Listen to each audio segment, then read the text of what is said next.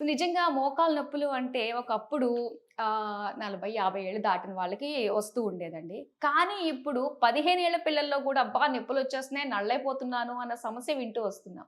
అసలు మోకాలు నొప్పులు అన్నది ఈ రోజుల్లో ఇంత కామన్ ఎందుకు అయిపోయిందంటారసలు? గుడ్.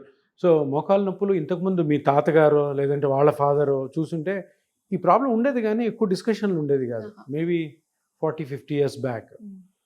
ఎక్కువ డిస్కషన్ ఇప్పుడెందుకొస్తుందంటే, మీరన్నట్టు హ్మ్. ఇంతకు ముందు కాలంలో maybe 40 years back only 50, 55 age దాటిన వాళ్ళకే మోకాళ్ళ నొప్పులొచ్చేవి. హ్మ్.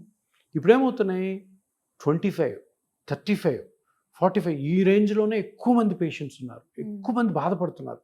సో, క్వెషన్ అరైజ్ అయ్యేదేంటి? ఏం జరుగుతుంది? హ్మ్.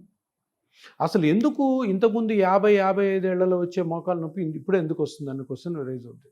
దీనికి మెయిన్ కారణం ఏంటంటే, వెస్టర్నైజేషన్ ఆఫ్ ఇండియా. హ్మ్. అనవసరమైన యాక్టివిటీలు.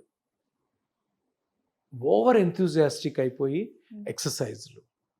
ఓహ్! ఎక్కువ ఎర్న్ చేయాలన్న తపన. ఆ! బాడీ కేర్ తీసుకోలేకపోవడం. ఒబేసిటీ, హ్మ్. Sedentary lifes. సో, ఇవన్నీ బట్టి